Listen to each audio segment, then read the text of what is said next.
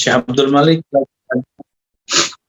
Al-Muqri yang juga seorang waliullah, namanya Syekh Muhammad Arsyad. Syekh Muhammad Arsyad berguru kepada ayahnya bernama Syekh Abdurrahman, seorang yang hafiz Quran, umurnya hampir 120 atau 130 tahun. Beliau pernah langsung bertemu dengan penyusun kitab ini, Said Ahmad Al-Marzuqi. Kita beruntung negeri kita diberkahi oleh silsilah keilmuan yang sangat sahih dan langsung terhubung kepada imam-imam, guru-guru kita di Mekah, Mekah saat ini tentunya. Karena Mekah saat ini sudah tidak memberikan kesempatan untuk kita mempelajari kitab-kitab ini. Lalu kemana perginya? Itu nyebar di luar Haramain. Ada yang ke negeri kita, ada yang ke Yaman, ada yang ke Mesir, ada yang ke berbagai negeri. Dan alhamdulillah kitab ini masih utuh diajarkan di semua pesantren-pesantren yang berakidah Ahlussunnah di negeri kita. Dan beruntungnya ada sekarang pesantren virtual, dan saya berharap para pendiri pengurus murni meniatkan ini menjadi sebuah lembaga pendidikan yang spiritnya sama dengan pesantren, ngaji kitab, ada gurunya, ada sanatnya, ada sistem, ada kontrak belajar. Jadi dari tadi saya biarkan aja, saya sabar dengerin, dan memang itu harus ada, karena seperti kontrak belajar walaupun lewat virtual, harus ada semacam keistiqomahan dan janji sesama kita, bahwa kita kemudian belajar kitab ini, belajar tema-tema tertentu untuk memantapkan suatu niat, ya. Baik teman-teman yang dimuliakan Allah, untuk apa kita belajar akidah? Apa posisinya di dalam ajaran Islam?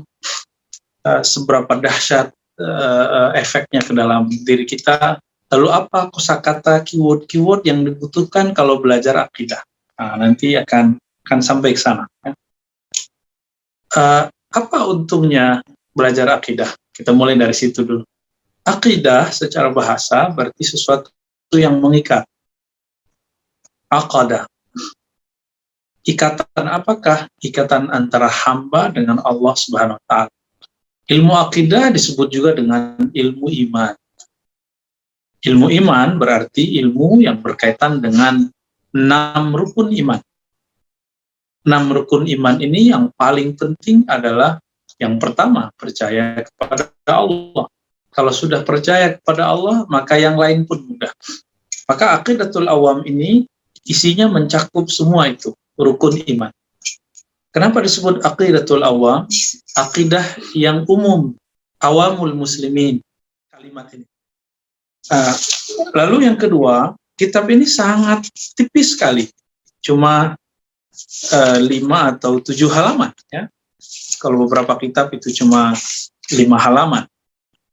Kalau di kitab saya ada sekitar 7 halaman. Kenapa sangat sedikit, tipis? Karena kitab ini tidak menukil dalil, hanya kesimpulan dari dalil. Apa sebabnya? Orang-orang awam tidak mau diajak berpikir keras mengenai dalil. Mau langsung barang jadi. Seperti kita datang ke sebuah restoran, kita nggak mau ambil pusing memikirkan bagaimana cara si koki masak. Kita mau yang penting masakannya enak. Nah, di zaman beliau salah satu makanan rohani yang enak adalah aqidatul awam yang langsung diringkas dari ratusan bahkan ribuan dalil. Tapi karena zaman ini mulai berubah, insya Allah ke depan nanti kita akan membuat sanad atau penjelasan syarah aqidatul awam yang dipenuhi dengan dalil-dalil. Insya Allah. Ya, misalnya bagian A, bagian B nanti akan kita turunkan bentuk pendalilannya, baik dari Quran ataupun Sunnah, ijma, qiyas, dan kalam-kalam ulama. Karena zaman ini zaman orang demam dalil. Mereka mengira dalil itu cuma yang terindeks di dalam Al-Quran dan kitab hadis. Padahal ada dalil-dalil yang lain.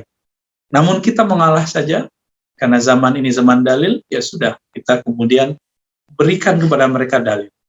Namun hidayah milik Allah, walaupun kita bawakan sejuta dalil, jika hidayah tidak sampai, mereka akan tetap menganggap kita tidak berdalil. Lalu, apa faedah kita belajar kitab ini?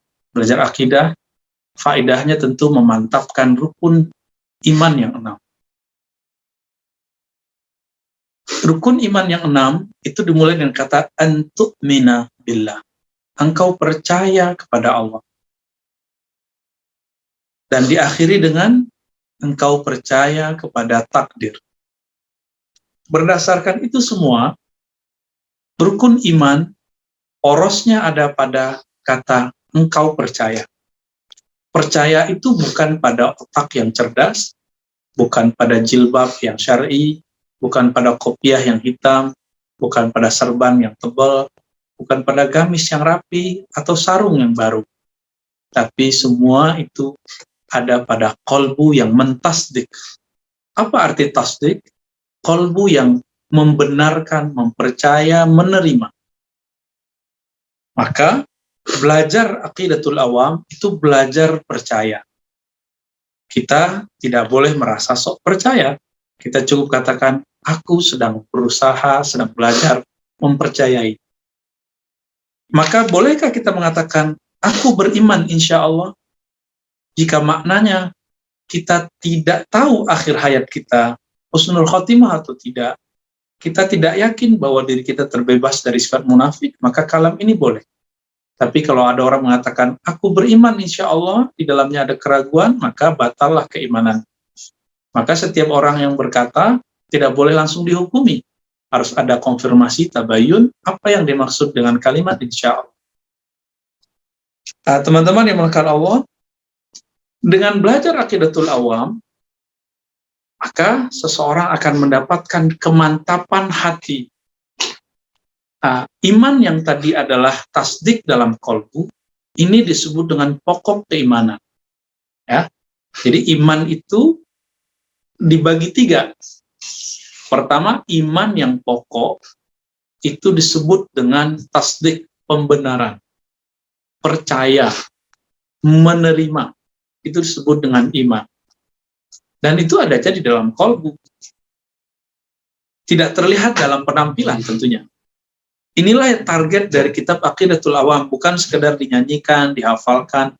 Sudah sangat bagus ada tradisi melakukan sifat 20, menasyidkan, mendendangkan sifat 20. Semoga nanti dari tim murni ada yang bersuara bagus, nanti membacakan ini sebagai pembukaan atau penutup. Ya, Allah wujud, qidam baqa. Ya, lalu kemudian apakah cukup didendangkan? Tidak cukup. Kalau cuma mendendangkan, tentu MP3 yang kita punya lebih bagus suaranya daripada kita. Apakah handphone kita, YouTube kita lebih beriman daripada kita? Tentu tidak. Maka inti daripada keimanan bukan pada rekaman dan hafalan. Inti dari keimanan ada pada percaya. Kata percaya sudah jarang digunakan dalam bahasa Indonesia, bahasa Melayu harian. Orang lebih senang menggunakan istilah iman. Akhirnya kata iman pun menjadi kabur. Apa sebenarnya arti iman? Maka kita kembali lagi menerjemahkan iman artinya percaya. Percaya ada di dalam qalbu. Itulah inti daripada iman. Lalu ada cabang iman. Cabang iman ada 2. Pertama, ikrar kepercayaan. Ikrar keimanan. Disebut dengan syahadat. Jadi rukun Islam pertama itu adalah cabang daripada iman. Oleh karena itu, Islam itu adalah iman, tapi cabangnya. Sholat itu adalah iman, tapi cabangnya. Sholat masuk ke cabang yang mana? Cabang yang kedua. Jika pertama, ikrar dengan lisan, yang kedua, amal dengan rukun badan. Rukun artinya anggota. Anggota badan. Jadi ada 2 cabang keimanan, cabang kepercayaan. Pertama ikrar, baiat, kontrak belajar, mirip-mirip seperti itu. Kalau ini kontrak bertuhan. Ya. Sedangkan yang kedua amal. Maka rukun kedua sampai rukun kelima dalam rukun Islam itu adalah cabang kedua daripada iman. Maka jangan heran, teman-teman, sahabat-sahabat rekan Allah, apabila kata Islam tidak digandengkan dengan kata iman, Islam itu berarti keimanan juga.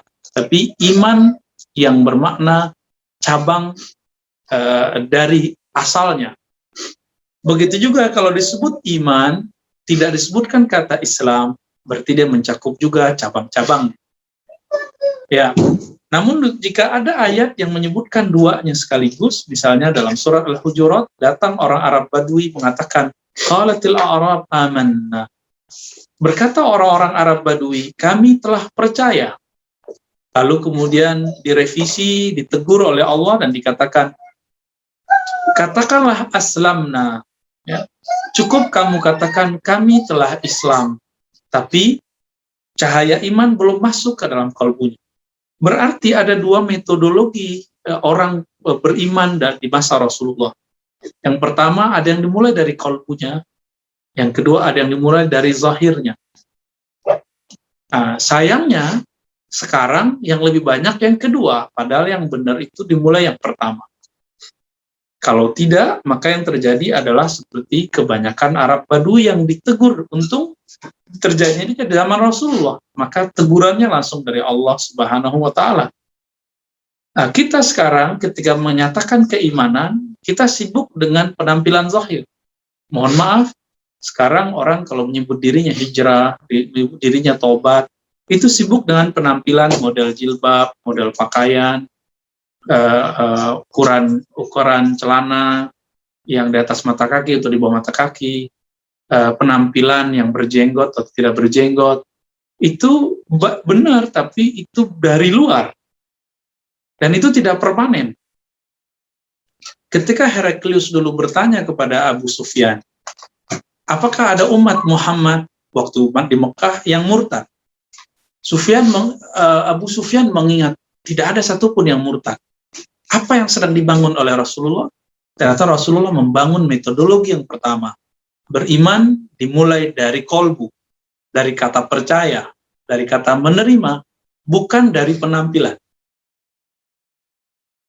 Mohon maaf, di masa Rasulullah sampai tahun kesekian di Madinah, itu jilbab belum diwajibkan. Maka dulu istri-istri Nabi, anak-anak Nabi tidak berhijab.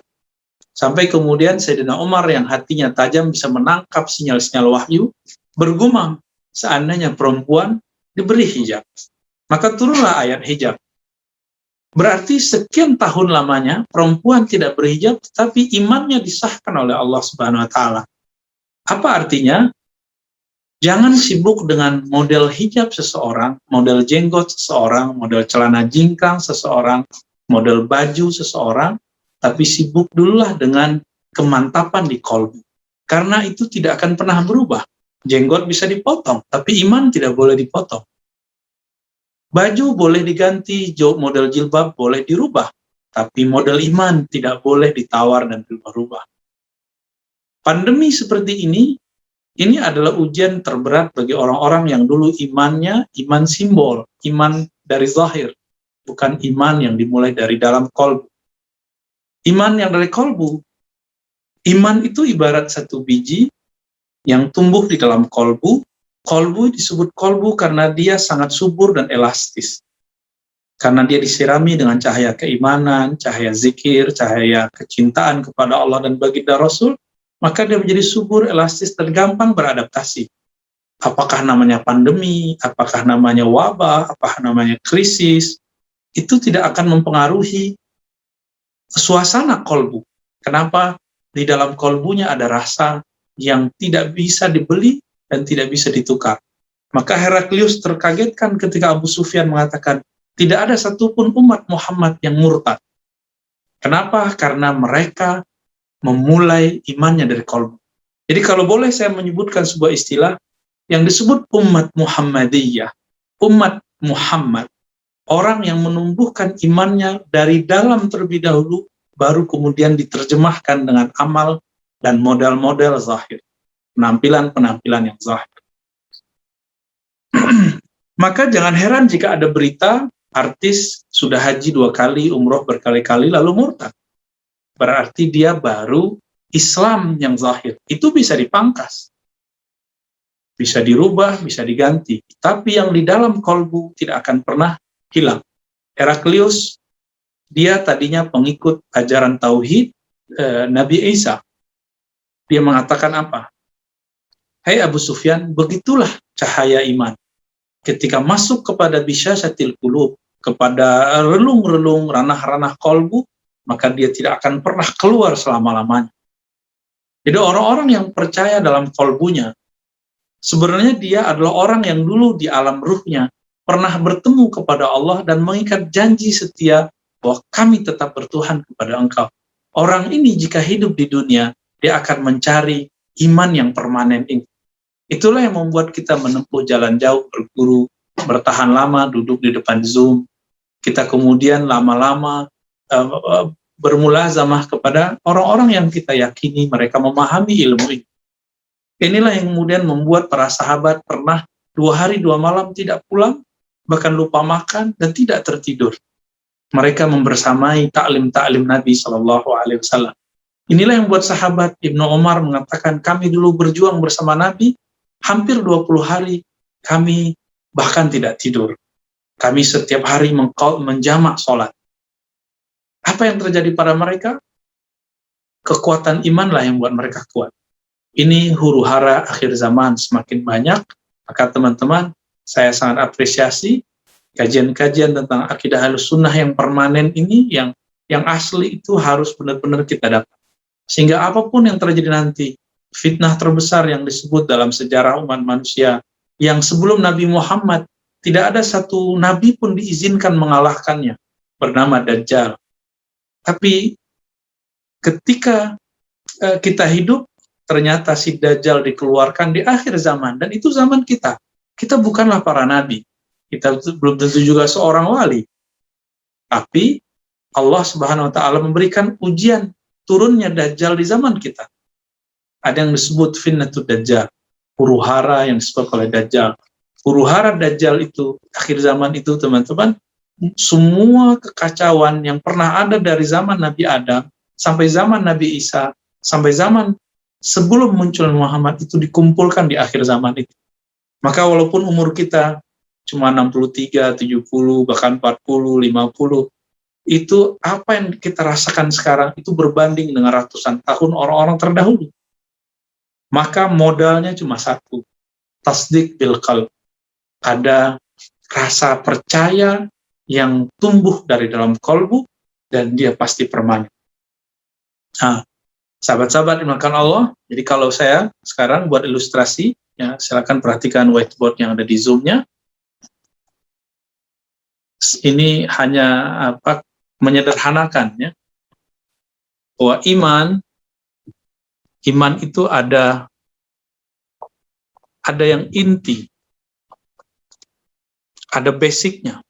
Anggap saja ini iman. Apa isinya? Percaya.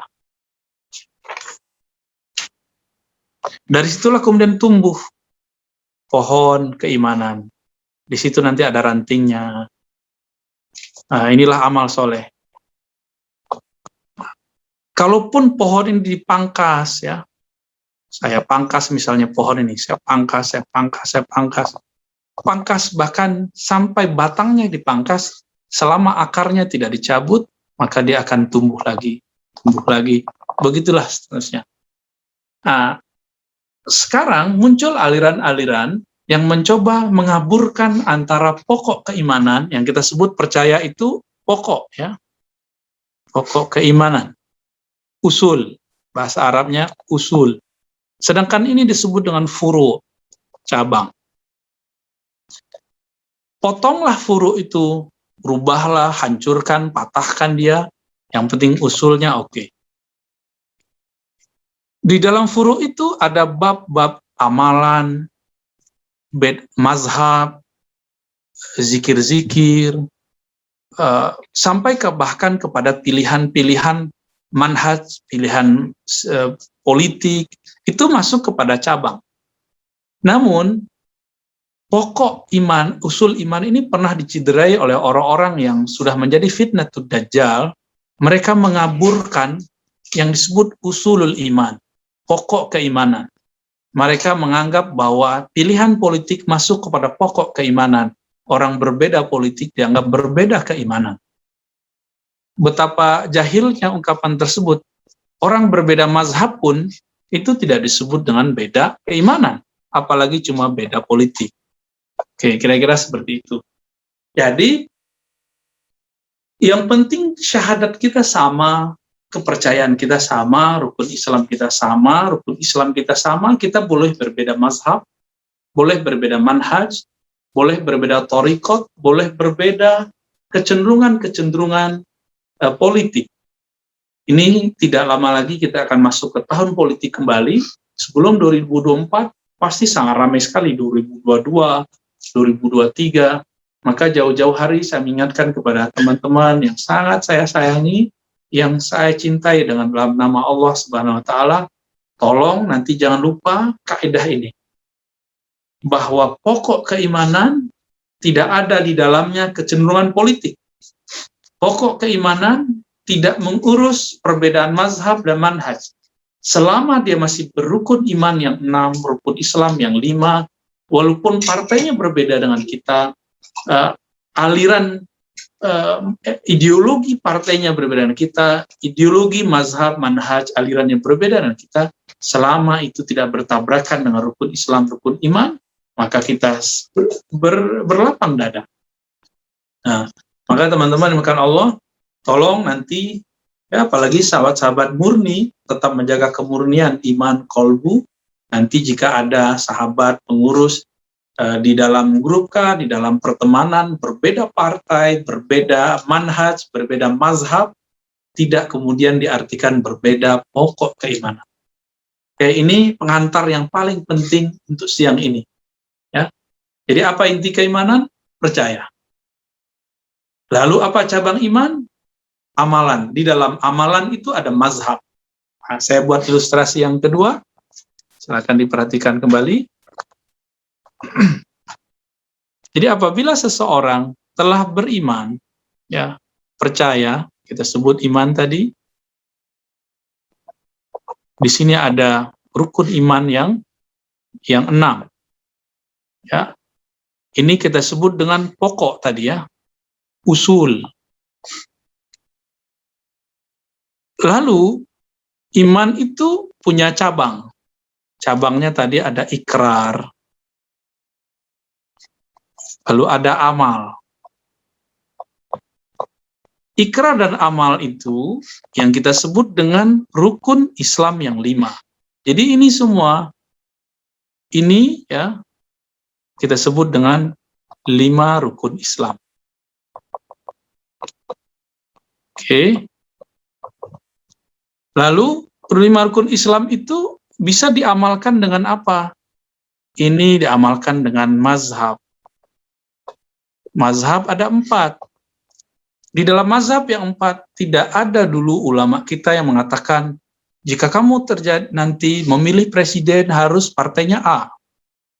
Jika kamu nanti ada pemilu maka pilihlah pemimpin yang B. Tidak diurus dalam ilmu fikih mazhab yang 4. Apalagi dalam usulul iman, pokok keimanan. Kecuali kita sudah beralih keimanan ke aliran yang namanya Mu'tazilah ataupun Khawarij. Ada satu aliran teroris di zaman Rasul yang kemudian awalnya baru kelompok orang, tapi kemudian di zaman Sayyidina Ali menjadi suatu aliran disebut dengan Khawarij. Saya tulis Arabnya Khawarij. Khawarij ya. Kelompok Khawarij ini mengatakan apa? Kalau kita tadi mengatakan ada iman yang pokok, lalu ada cabang. Bagi Khawarij, pokok iman itu ada 3. Percaya, ikrar, amal. Oleh karena itu, bagi Khawarij, beda partai, beda iman. Beda pilihan, beda iman, beda mazhab, beda iman. Beda penampilan, beda iman. Beda jenggot, beda iman. Beda jingkrang, beda iman. Beda model jilbab, beda keimanan. Kenapa? Bagi mereka, yang kita sebut tadi, kita menyebut ikrar, amal, kita menyebutnya cabang, bagi mereka ini pokok. Ya, bagi kita itu cabang, bagi mereka itu pokok. Inilah kemudian yang membuat Khawarij berani mengkafirkan Sayyidina Ali. Jadi jangan heran kalau ada di antara antum yang ustadz, jangan sedih kalau dikafirkan nanti oleh masyarakat, dikafirkan nanti oleh jamaahnya. Kenapa? Sayyidina Ali dikafirkan oleh Khawarij, lalu mereka membunuhnya. Nanti keadaan itu akan berulang kembali. Guru-guru Ahlus Sunnah yang moderat, yang mereka berakidah Ahlus Sunnah yang sangat penuh dengan cinta kasih, itu akan dibunuh, dibenci oleh murid-murid yang tidak mau memahami ini.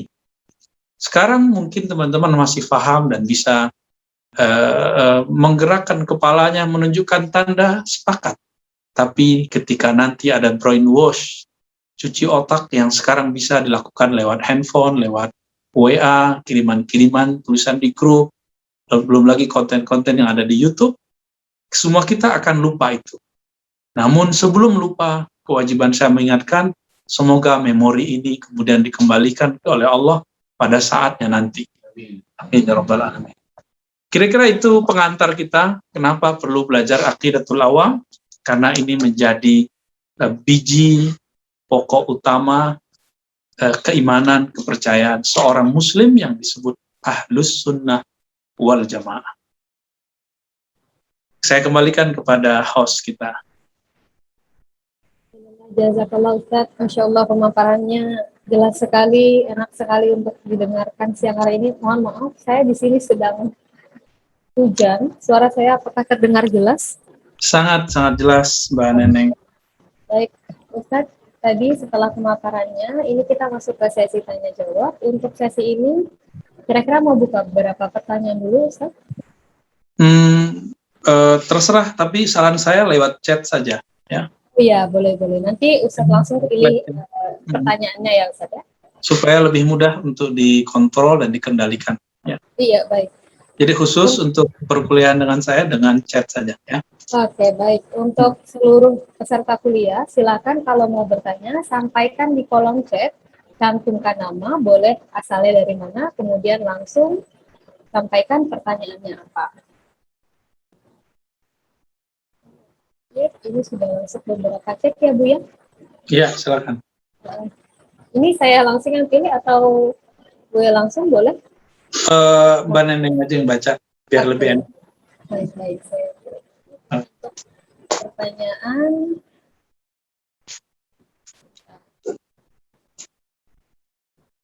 dari Bapak Abdil Sidik, pertanyaannya adalah tentang iman yang usul dan yang furu' itu bagaimana, Bu ya? Mau dijawab terlebih dahulu atau bagaimana, Bu? Saya kurang paham pertanyaannya. Oh, kurang paham pertanyaannya. Ini hanya dijelaskan sampai di sini atau kita coba pertanyaan lain dulu ya? Ya, lanjut lagi.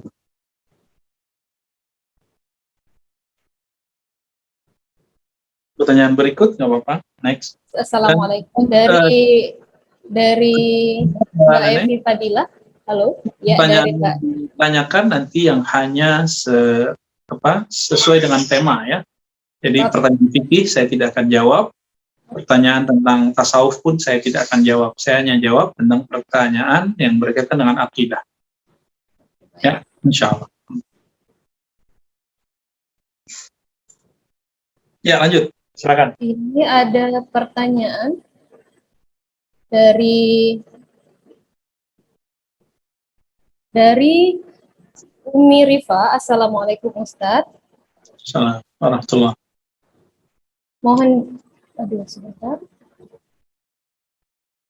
Sebentar, ini saya.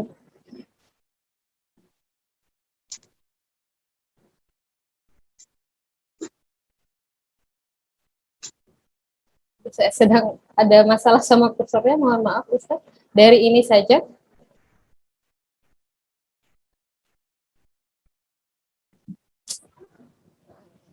Ya, dari Umi Rifat tadi, Assalamualaikum Ustaz. Mohon dijelaskan tentang Khawarij yang berbeda. Syukron. Khawarij itu memasukkan isu politik pilihan politik pada bab keimanan. Itu definisi yang saya bisa dapat temukan sekarang, ya. Kalau di kitab Imam Syahrastani disebutkan Khawarij itu setiap kelompok yang keluar dari pemerintahan yang sah. Namun itu terlalu besar. Sekarang ini sesuai dengan apa yang terjadi pada zaman Sayyidina Ali, Khawarij itu orang yang menjadikan pilihan politik, keputusan politik bagian dari keimanan. Nah, maka beda politik, beda iman. Ini ciri-ciri mendasar dari Khawarij. Nah, inilah kemudian jadi cikal bakal seseorang menjadi kelompok ekstremis atau kita sebut hari ini teroris. Apapun mungkin dia belajar sifat 20, apalagi kalau dia menggunakan pendekatan yang lain. Tauhid uluhiyah, rububiyah, kemudian ditambah yang ketiga namanya tauhid hukumiyah atau hakimiyah. Itu lebih dahsyat, lebih mudah untuk digiring ke arah sana. Ya, maka pada zaman sekarang Khawarij itu ada yang bentuknya teologis, ada yang bentuknya pergerakan. Teologis berarti dari metodologi keimanannya, ada yang melalui pergerakan, ya, pergerakan politik biasanya. Ya, Allahu a'lam. Lanjut. Ya, syukran Ustadz atas jawabannya. Bagaimana Umi Reva sudah dijawab. Nanti kalau misalnya masih ada tambahan boleh disampaikan by kolom chat ya Umi Reva. Ya. Ini ada pertanyaan dari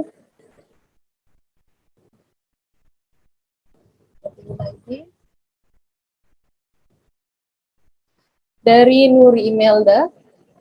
Untuk seorang pemula dalam mempelajari akidah, bagaimana cara?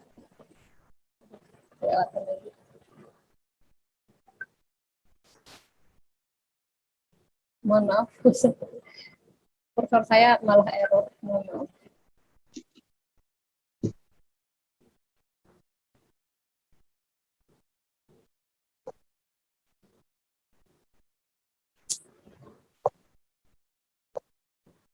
Mohon maaf Ustadz, saya ganti pertanyaannya dari Lutfi Abdul Aziz, Bapak Lutfi Abdul Aziz.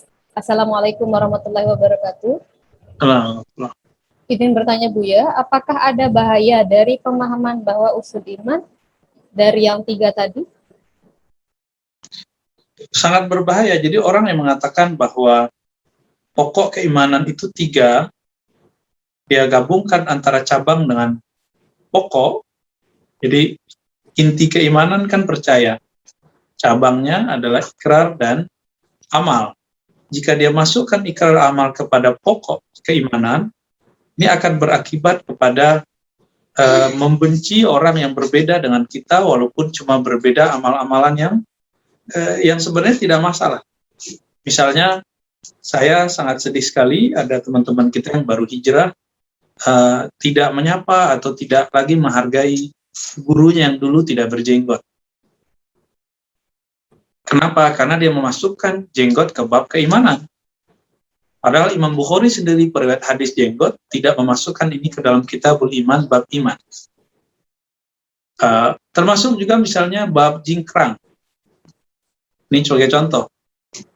Beberapa orang memasukkan celana jingkrang ke bab iman. Maka kalau ada ustadz yang sarungnya di bawah mata kaki, dia anggap orang ini imannya sudah rusak. Atau ada yang salah naruh bab tawasul. Bab tawasul adalah salah satu kaifiyat fit doa, tata cara berdoa. Tawasul misalnya dengan cara, ya Allah, dengan berkah baginda Nabi, maka kabulkan doa kami. Ini dianggap bagian dari syirik, padahal itu bukan bagian dari syirik. Ada yang naruh tabarruk. Tabarruk ini bagian dari amal, bukan bagian dari pokok keimanan. Tabarruk artinya mengambil berkah. Kita meminta keberkahan Allah, tapi melalui hamba yang diberikan keberkahan. Namanya tabarruk. Itu amalan sahabat Nabi, amalan para tabi'in, dan ulama ahlu sunnah dari masa ke masa. Tapi ada kelompok yang menganggap tabarruk ini bab keimanan, bukan bab amal. Akhirnya orang yang bertabarruk secara zahir dianggap musyrik. Dan itu banyak. Contoh, dulu saya pribadi mengharamkan cium tangan kepada guru, karena saya menganggap itu syirik. Ternyata dalam hadis Nabi ada sahabat tidak hanya mencium tangan Nabi, tapi juga mencium kaki Nabi. Tentu itu lebih syirik? Ternyata tidak. Ternyata cium tangan dan cium kaki ataupun apa itu bagian dari hurmah, ihtiram, penghormatan, bukan bagian daripada penyembahan. Nah, kesalahan orang meletakkan sesuatu tidak pada tempatnya, ini akan berakibat kepada mengingkari sesuatu yang tidak perlu diingkari, mengkafirkan sesuatu yang tidak perlu dikafirkan, membid'ahkan sesuatu yang tidak perlu dibid'ahkan. Nah, kalau ini dibiarkan, maka akan terjadi bukan saja ikhtilaf, perbedaan, tapi iftiraq, perpecahan. Ini bahaya kalau orang kemudian tidak mampu meletakkan suatu tema persoalan tidak pada tempatnya. Yang menganggap 3 unsur tadi adalah usul atau pokok keimanan sekaligus. Ya, lanjut. Ya, syukran Ustaz. Kemudian ini ada pertanyaan dari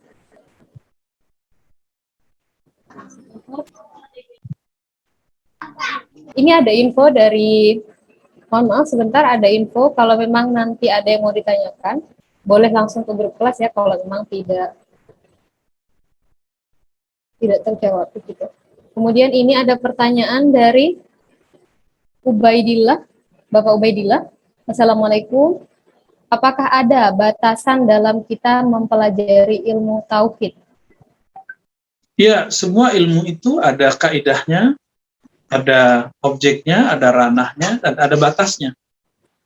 Ilmu tauhid, dia objeknya 2. Pertama, dalil akli, dalil akal, karena keimanan itu harus diterjemahkan oleh akal. Maka wajib mengetahui perangkat-perangkat akal. Lalu yang kedua, dalil nakli, dalil Quran dan Sunnah. 2 ini adalah perangkat alat untuk memantapkan kepercayaan. Jadi rukun iman yang 6 itu hanya bisa dikuatkan dengan 2 perangkat tadi. Jadi belajar iman, belajar tauhid itu belajar apa? Belajar dalil akli, belajar dalil nakli sekaligus. Kalau tasawuf itu belajar dalil yang lain, dalil zauqi. Ini lebih berat tapi lebih asik. Dalil intuisi. Apa buktinya seseorang mencintai sesuatu? Menangis? Belum tentu. Orang susah hidup juga bisa menangis. Apa bukti seseorang sholatnya khusyuk? Oh, dia merinding. Belum tentu. Orang demam juga merinding. Nah, maka itu dalil yang lain, dalil zauqi. Maka ini batasan dari ilmu tauhid. Ilmu tauhid tidak membahas tentang rasa. Ilmu tauhid tidak membahas tentang makom, kualitas-kualitas rohani. Dia hanyalah kunci, pagar yang bisa membatasi supaya orang yang masuk ke dunia spiritual, dunia kerohanian, tidak tersesat di tengah jalan. Maka dia wajib belajar ilmu tauhid. Jadi batasnya adalah dalil akli, dalil nakli.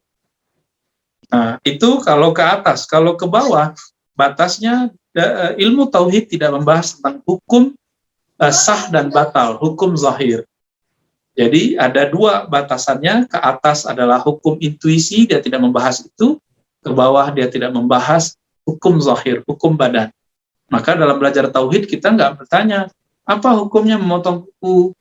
Apa hukumnya berjilbab dengan cara begini? Apakah hukumnya mandi hari Jumat? Itu nggak ada pertanyaan dalam akidah seperti itu. Bolehkah kita nabung di bank? Bolehkah kita punya kartu kredit? Bolehkah kita ikut transaksi kripto? Itu nggak masuk ke bab tauhid. Itu masuk ke bab fikih. Jadi itu nanti bukan ranah saya, silakan ditanyakan kepada ahlinya. Kira-kira seperti itu. Jadi itu batasnya untuk ke atas dan ke bawah. Ya.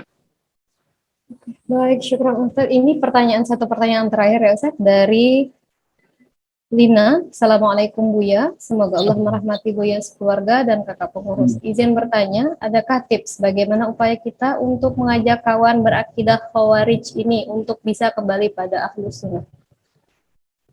Oke.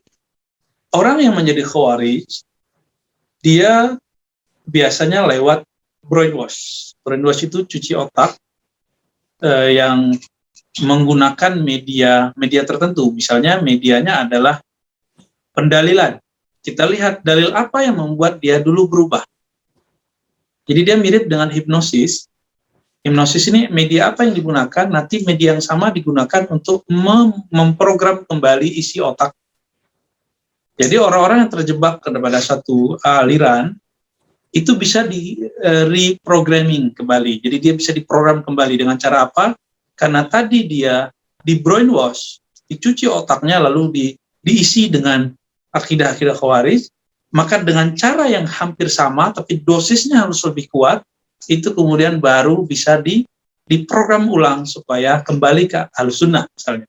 Contoh begini, ada kawan saya menjadi Khawarij karena dia ketemu seorang ustadz yang sangat jago hafal dalam indeks Quran. Semua, jadi dia hafal nomor surat dan nomor ayat, lalu itu dia faktualkan dengan kondisi kekinian. Ketika semua itu kemudian dia tampilkan, fakta kekiniannya adalah umat Islam sedang dizolimi, umat Islam sedang dipinggirkan. Ketika perasaan-perasaan terpuruk itu mengelilingi pikiran orang yang sedang dia target itu, maka akan ada pertanyaan. Terus gimana dong kita, gitu ya? Jadi kalau ada targetnya ini ngomong begini, berarti dia sudah masuk perangkap brainwash orang tadi. Tinggal diprogram. Bacakan lagi satu ayat. Waqatilul musyrikina kaffah. Surat Taubah. Bunuhlah, perangilah orang musyrik semuanya. Siapa saja yang musyrik, bunuh. Siapa saja yang musyrik, bom. Maka muncullah gerakan bunuh diri yang sangat konyol, muncul dari orang-orang yang berpakaian muslim, tapi membunuh sesama muslim. Dan kita lihat dulu waktu pas Jumatan di masjid polisi dibunuh, ada bom, ya, dan lain sebagainya. Ada ulama, kiai dibunuh, ada orang maulidan di Afghanistan, di Pakistan, di Bangladesh itu dibunuh. Orang lagi maulidan baca Barzanji dianggap syirik, bagi dia musyrik, bunuh. Kenapa? Karena dia diprogram otaknya dengan dalil nakli. Ada yang dalil nakli, dalil indeks ayat tidak mempan padanya. Yang mempan adalah rasionalisasi pemikiran. Berarti orang ini brainwash-nya lewat dalil akli. Jadi kalau ada satu ayat, kita harus merasionalkan dulu maksud ayat itu apa, faktualnya bagaimana. Jika tidak termakan dalam pikiran dia akan menolak. Ini akan lebih sulit daripada orang yang tadi. Jadi pengalaman saya berhadapan dengan orang-orang yang sudah terjebak dalam satu aliran, jika mulainya dari akal, maka kita harus punya satu ilmu namanya ilmu logika, ilmu mantik.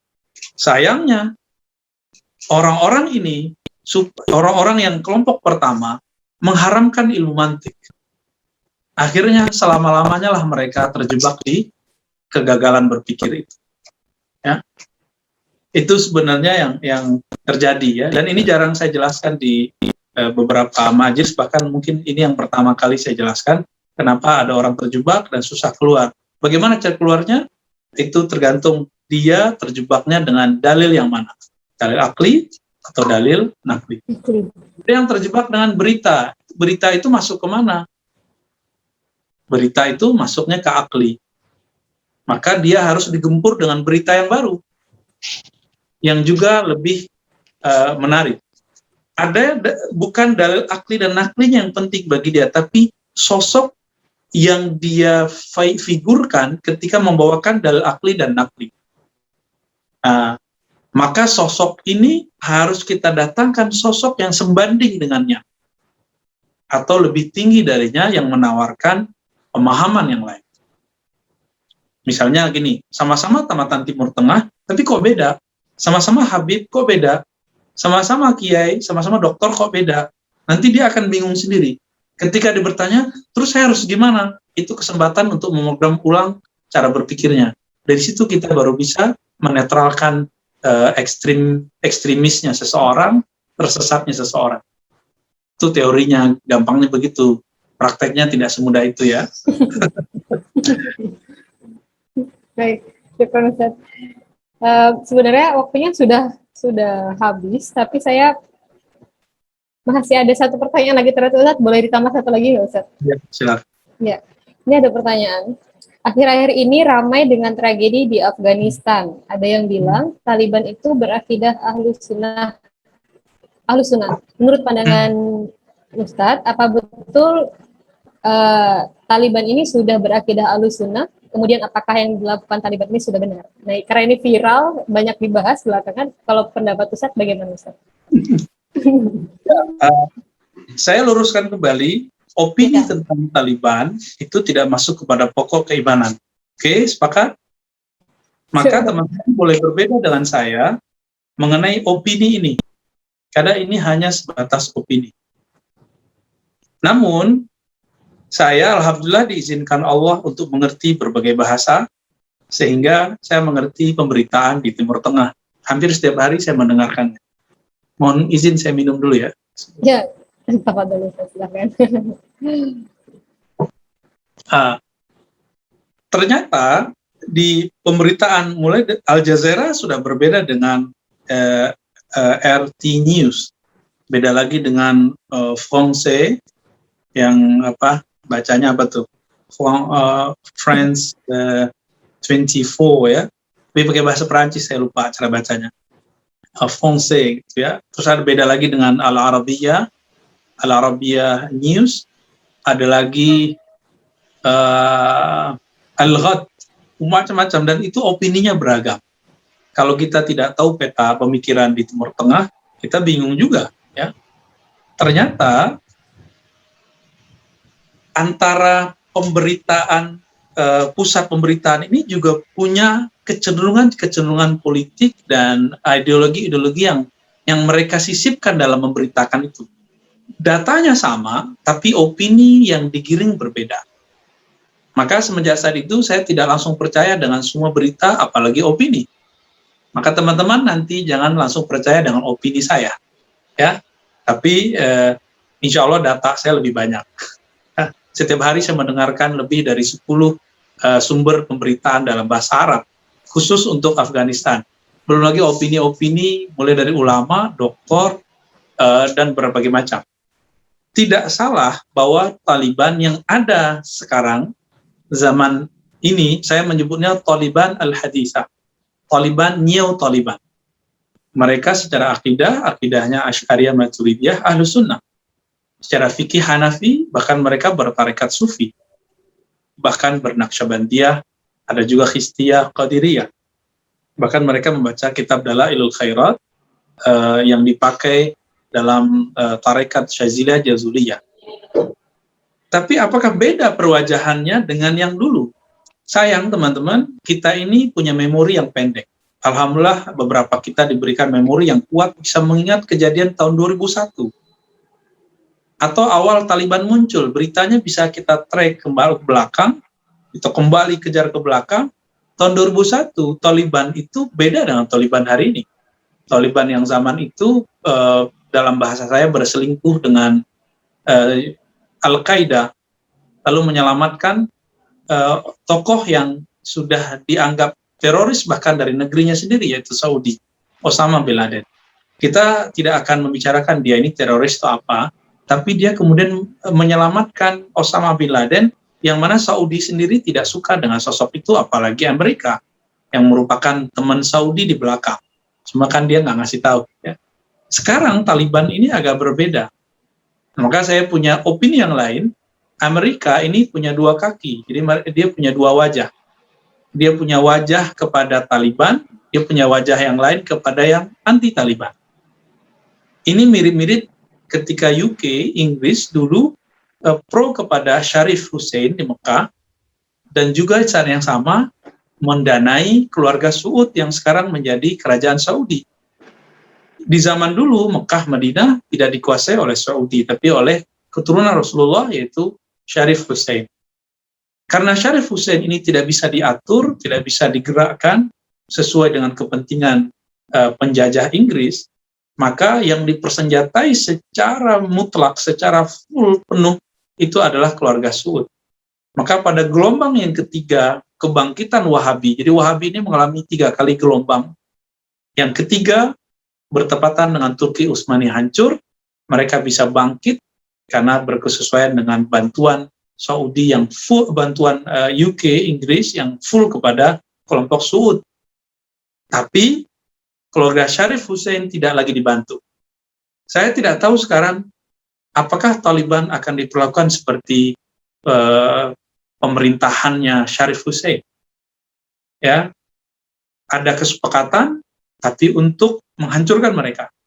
Kenapa? Karena Taliban sekarang datang dengan perwajahan yang mungkin beberapa pemberitaannya tetap sangar, tapi kita melihat mereka masuk ke Kabul itu dengan wajah yang lebih santun. Dan dia kemudian memberikan kebebasan untuk perempuan untuk beraktivitas, berperan dalam politik, tetap dalam koridor syariat yang mereka pahami tentunya. Berbeda dengan 2001, sangat-sangat berbeda ya. Maka secara opini, teologis, mazhab, mereka betul aswaja. Namun politik itu teman-teman, dia bukan bagian dari keimanan. Karena politik bukan bagian dari keimanan, Taliban yang kalau ada di Indonesia, mungkin Taliban ini akan dibenci karena Indonesia ketika pemerintahnya pro-Cina itu dianggap pro-komunis.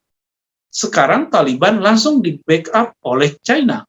Siapa di antara kita yang bilang Taliban pro-komunis? Inilah opini politik. Opini politik itu bisa digiring kemana saja. Nah, saya boleh mengatakan, oh itu cuma strategi. Kenapa di Indonesia kita nggak boleh bilang begitu? Ketika kita ngomong begitu, kita dibully oleh banyak orang. Itulah brainwash, keberhasilan brainwash di satu negeri. Kalau orang yang paham, dia senyum-senyum aja. Ya, ketemu orang begini lagi. Gitu ya. Maka, opini ini bisa jadi berubah dalam beberapa hari ke depan, karena berita itu berkembang terus.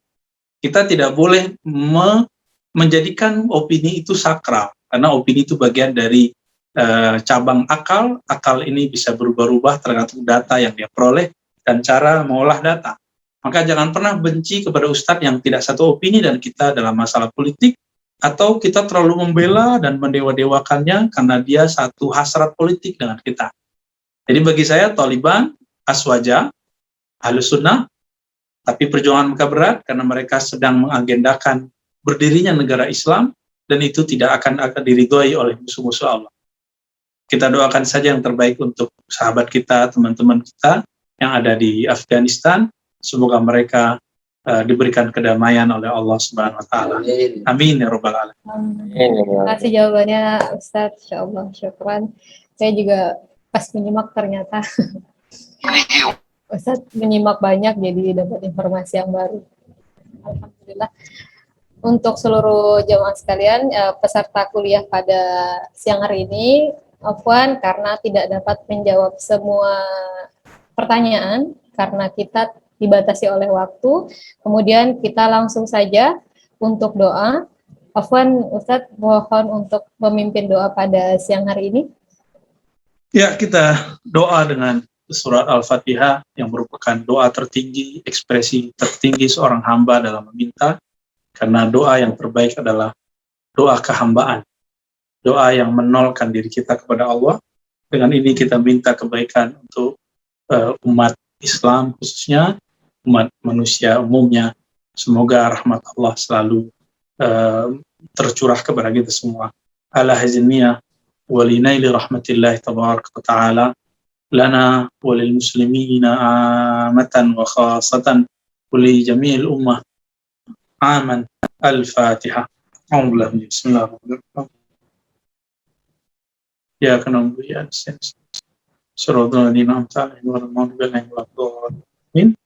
Mohon izin teman-teman, semoga kajian ini bermanfaat dan diridhai oleh Allah SWT. Jangan pernah berpikir kajian ini diniatkan untuk debat, tapi niatkan kajian ini untuk memantapkan diri beriman kepada Allah. Mohon. Waalaikumsalam. Waalaikumsalam. Jazakallah.